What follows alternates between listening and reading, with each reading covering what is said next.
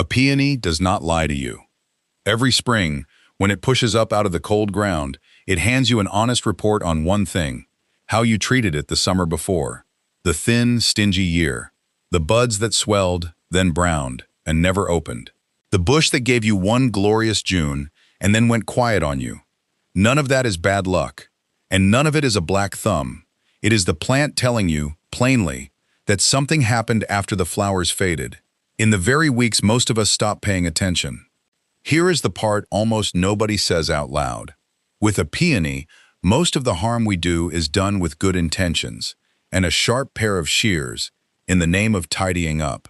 We reach in to help, and the plant would have been far better off if we had simply stepped back and let the ground do its work.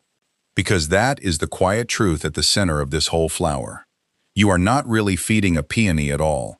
You feed the soil it stands in, and the patience it asks of you, and the soil feeds the bloom. Get those few inches of living earth right, and a peony will outlive you. Get in its way, and no bag on the garden center shelf will buy back what you cost it. So today, we are going to walk through 10 mistakes that happen after the bloom, the window that quietly decides next spring. Most of them cost you nothing to fix.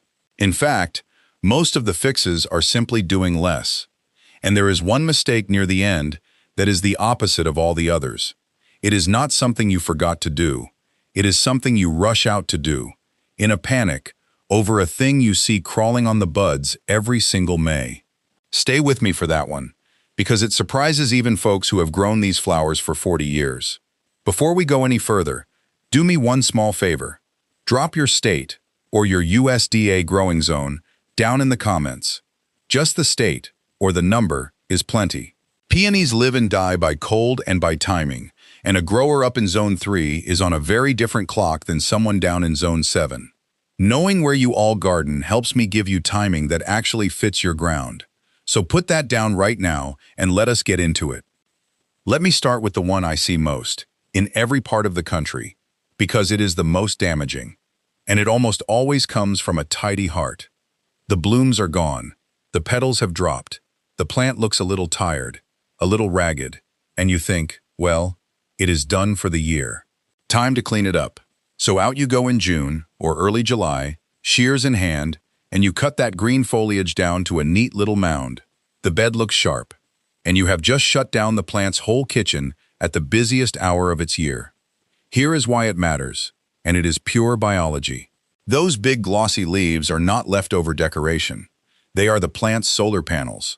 From the moment the flowers fade until the first hard frost of autumn, every one of those leaves is catching sunlight and turning it into sugars and starches, and sending that energy straight down the stem into the roots. And here is the part that ties this whole video together. The roots are not spending that energy.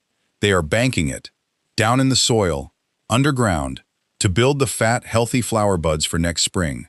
The leaves feed the roots. The soil holds the savings. And next year's bloom is paid for out of that account.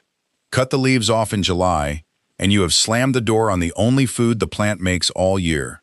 The buds forming underground simply go hungry, and come April, you get thin stems, small flowers, or buds that swell up and quit. So here is what to do instead, and it is the easiest fix on this whole list, because it is nothing at all. Leave every leaf alone until the plant tells you it is finished. That signal is the first hard frost, when the foliage yellows, browns, and goes soft. Usually that is October into November. For my friends up in Zone 3 and Zone 4, that frost may come in September, and the leaves will go down on their own, earlier. Down in Zone 6 and Zone 7, you may have green foliage well into November, and that is perfect. It means the plant is still working. Do not rush it. I know it looks untidy in midsummer. I do too. So here is a gardener's trick instead of the shears. Tuck something in around the peony that fills the eye once the blooms fade. Coneflowers, Russian sage, and ornamental grass. Let them carry the show while the peony does its quiet banking in the background. The peony does not need to be the star once it is finished flowering. It just needs to be left alone. Now right away this sounds like I am contradicting myself, because I just told you not to cut anything. So let me be very clear, because the distinction here is the whole game. There is exactly one thing you do want to remove, and remove promptly. And it is not the leaves, it is the spent flower. Here is what happens when you leave a faded bloom on the plant. A peony has one deep biological priority, and that is to make seed. The moment the petals drop, it begins pouring resources into building a seed pod, and that is expensive work. Sugars, proteins, hormones, all of it pulled away from the roots and spent on seeds you are never going to plant. The plant does not know you do not want them. It is just following its nature. But if you snip that faded flower off within a day or two of the petals falling, you interrupt the whole process before it starts. The plant gets the message, no seed to make, and it sends all that energy right back down where you want it, into the roots and next year's buds. It is about the most generous thing you can do for a peony, and it costs you a few minutes and nothing else. Do not wait a week. The moment a flower goes loose and shapeless, go take it off. One honest note. On a young plant, in its first 2 or 3 years, take off every spent bloom without exception. Let it pour everything into settling in. On a mature, well-established plant, if you love the look of the dried seed pods in the fall, you can leave a few. Just know the trade you are making and spend that energy on purpose. Now, exactly how you make that cut matters just as much. And that is mistake number 3. This is the one that trips up the careful gardeners, the ones already doing everything right. They know to deadhead. They love bringing peonies indoors. And then they make this one cut that hands back a good piece of what they just earned. Picture it. You go out to cut a gorgeous bloom for a vase on the kitchen table, and you want a nice long stem, so you cut it low, down near the ground, long stem, beautiful in the vase. But remember, those leaves are solar panels. Cut the stem to the ground, and you have just stripped every working leaf off that whole stem for the rest of the season. That stem's contribution to the roots is simply gone. The same thing happens when you deadhead. If you snip the dead flower off way down at the base, it looks tidy, and it takes all those working leaves with it.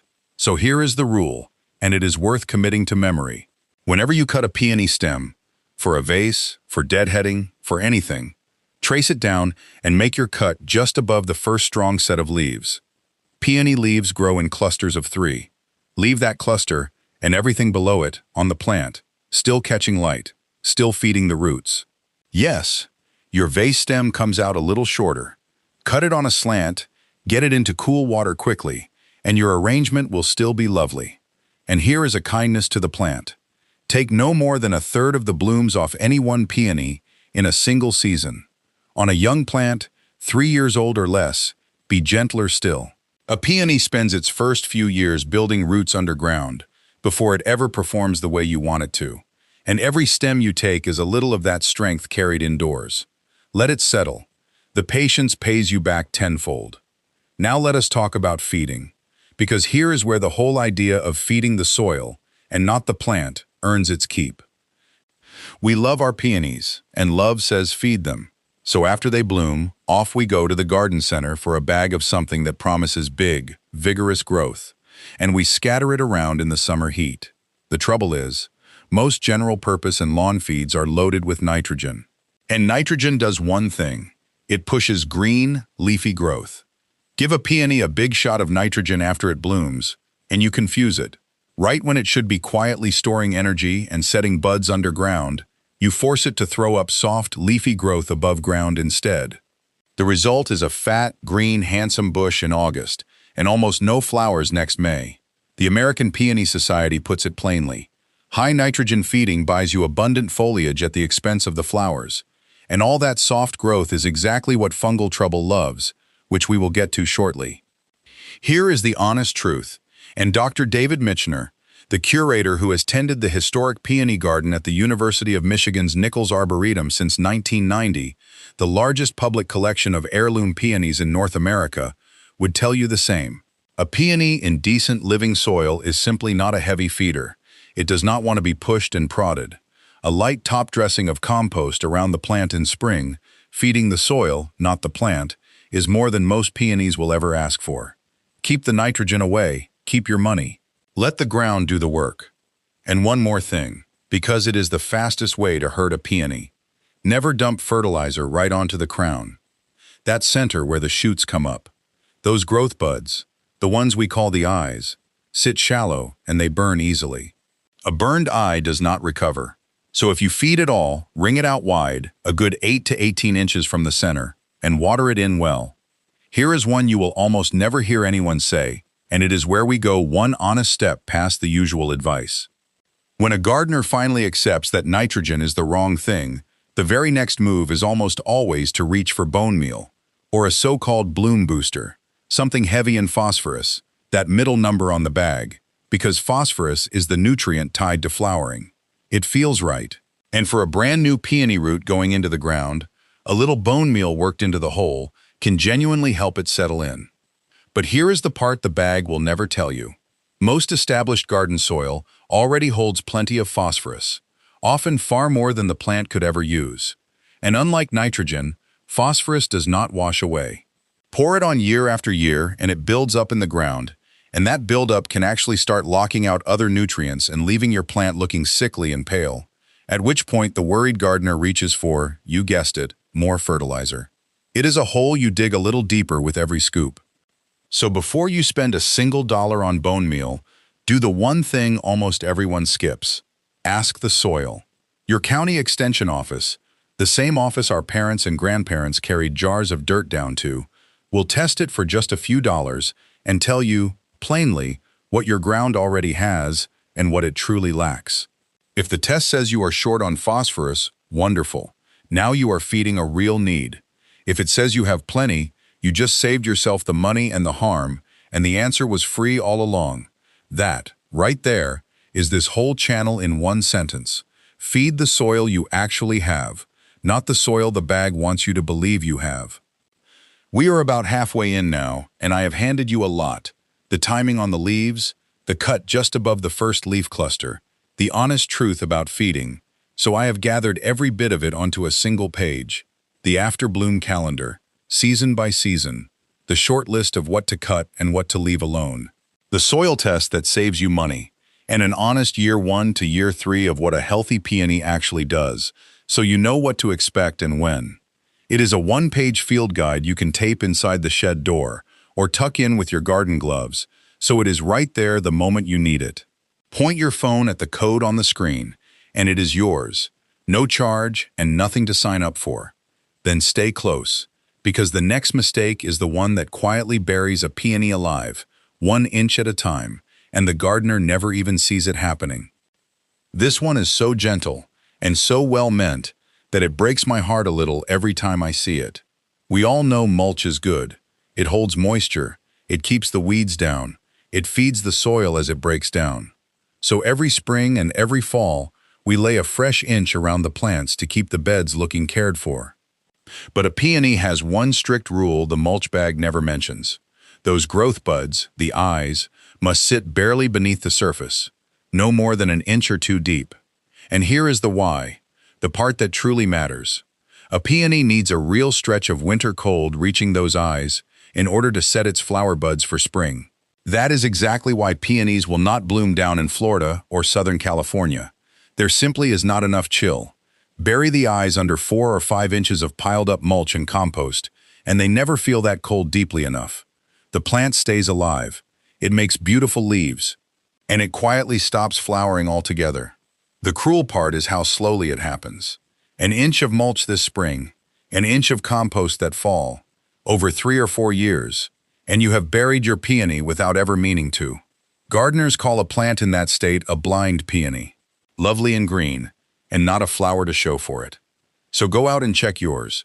Use your fingers, not a trowel, and gently feel for those eyes at the base of the plant. If they are sitting deep, ease the mulch and soil back and uncover them. You want them just under the surface. From now on, keep mulch a good 6 to 8 inches clear of the very center of the plant. The roots out wide want the blanket. The crown in the center wants the cold. When the petals drop, it is a pretty thing, a soft carpet of pink and white spread across the soil. But leaving it there is one of the riskier habits in the peony bed. And the reason has a name: botrytis, gray mold. Botrytis is a fungus that is simply everywhere, in the air, in the soil, all across most of the country. The spores are already in your garden.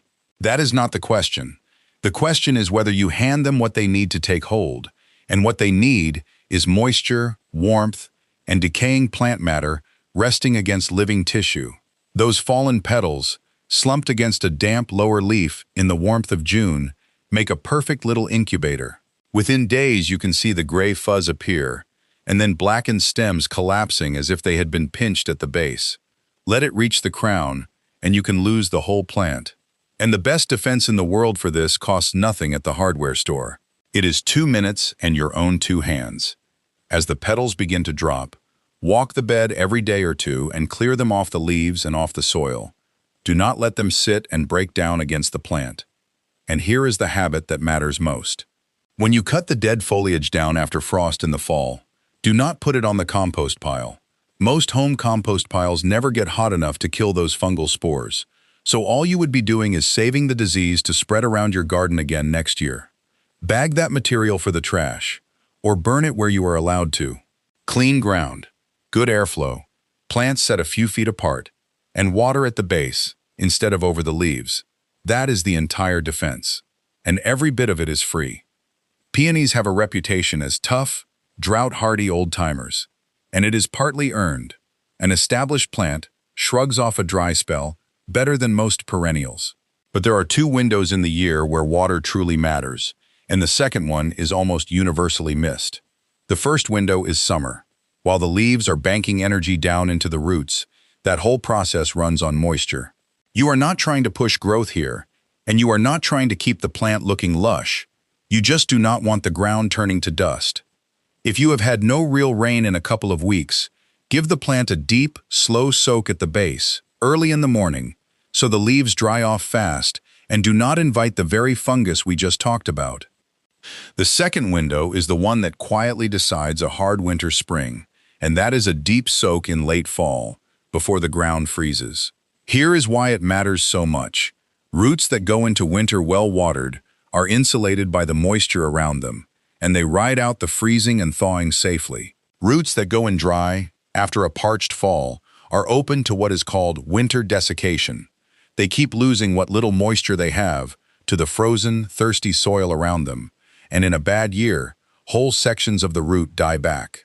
A partly winter-killed root means a weak, stingy spring, with fewer shoots and far fewer flowers.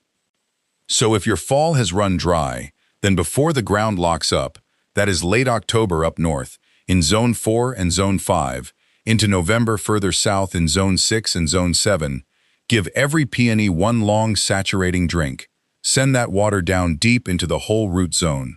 In the coldest states, a loose few inches of straw or shredded leaves laid down after the ground has already frozen adds a little extra protection, but lay it after the freeze, not before, and pull it back first thing in spring so it does not smother the new eyes. That one fall watering can be the difference between a plant that comes roaring back and one that limps out of the ground looking sick. This is the open loop I promised you at the very start, the reason so many tree peonies go 2 or 3 years without a single flower. And it breaks my heart because it is usually one autumn cut that does years of the damage. So let us get clear on what we are talking about. Most of us grow herbaceous peonies, the classic kind that die all the way back to the ground every fall, and push up fresh and new from the crown each spring. You cut those down after frost, and that is exactly right. But a tree peony is a different animal altogether. Despite the name, it is not a tree. It is a deciduous woody shrub, and it keeps a permanent framework of woody branches standing above ground all year long. In winter, the leaves drop, and the thing looks stone dead. It is not. Those woody stems are alive, and here is the piece everything hinges on. A tree peony sets next year's flower buds up on that old wood. So if fall comes, the leaves drop, and you cut those woody stems to the ground out of plain habit, the way you would a herbaceous peony, you have just cut off every flower for next year. And rebuilding that woody structure takes years. Some plants never fully come back at all. So with a tree peony, the afterbloom care is almost entirely hands-off. Deadhead the spent flowers down to the first strong leaf, the same as always, and then leave the woody branches completely alone. The only thing you ever remove is wood that is truly dead, and you can test for that in early spring by scratching the bark with your thumbnail. Green underneath means the branch is alive. Leave it. Brown and brittle all the way through means it is dead, and only that comes off. No cutting to the ground. Not ever. Dr. Michener's collection up in Michigan holds peonies that have been blooming for the better part of 100 years. These plants are not annuals. They are heirlooms, the kind of living thing that outlasts the person who first set it in the ground. A tree peony you bought for $30 or $40 can become a 100-year inheritance. Treat it like the investment it truly is, and keep the shears well away from that old wood. And here, at last, is the one I promised. The mistake that is the opposite of all the others. Not something you forgot to do, something you rush out to do, in a panic, over a thing you see every single spring. You walk out on a May morning, and your fat, swelling peony buds are crawling with ants. And the instinct hits right away. Grab something, spray them, save the flowers. So let me gently ask you to put the spray bottle down, because the ants are not the problem. And the old story everyone repeats, that the ants are needed to tickle the buds open, that without them the flower cannot unfurl, that one is simply not true. Here is what is actually going on, and it is far better than the myth. Dr. Cynthia Domingini, a horticulturist with K-State Research and Extension, lays it out plainly. The peony makes a sweet nectar on the outside of its buds, and that nectar is an early season feast for the ants. They are not eating your flower, they are drinking at it. And in exchange, while they are up there, they chase off other little insects that would chew on the bud. The flower feeds the ants guard the flower, and the bud opens entirely on its own, with them or without them. Set a peony up on a rooftop where no ant can ever reach it, and it blooms just fine. So if you spray, you spend good money to break a partnership that has worked for millions of years, and you put poison on a bud you are about to carry into your home. Just let them be. When the flower opens, the ants finish their meal and move along on their own. And if you are cutting blooms for the house, give the stems a gentle shake, or a quick dip in cool water, and the ants stay outside where they belong. And this, to me, is the heart of the whole thing. So much of good gardening, and nearly all of good peony gardening, is learning which of our instincts to trust, and which ones to quietly set down. The shears, the fertilizer bag, the spray bottle. More often than not, the plant was never asking for a single one of them. I told you at the start that a peony hands you an honest report every spring. I learned to read mine the hard way. There is a peony beside my house that came with the place, older than I am, planted by someone whose name I never learned. And for years, like clockwork, I would walk out in early summer, see it looking spent and ragged, and tidy it right up, sheared the green leaves down to a neat little mound, felt good about a job well done, and then wondered every single spring why it came back a little thinner than the year before. I was starving it with kindness. It was trying to feed itself, trying to feed the ground beneath it, and I kept marching out there and taking the food away. The year I finally left it alone was the year it forgave me. I did less. I let the leaves stand until frost. I stopped feeding the plant and started feeding the few inches of soil it stands in. And it came back the next June, the way it must have bloomed for whoever first planted it, heavy and full and humbling. That old plant will very likely outlast me, the way it outlasted the one before. That is the strange grace of a peony. You do not really own it, you just tend the ground for a little while and pass it on. If that is the kind of gardening that feels like home to you, the slow, honest kind, where you trust the soil and keep your hands a little stiller, then you are among friends here. Subscribe, and we will keep relearning the old ways together, one season at a time. Go easy on those peonies this summer. Let them rest. They know exactly what they are doing.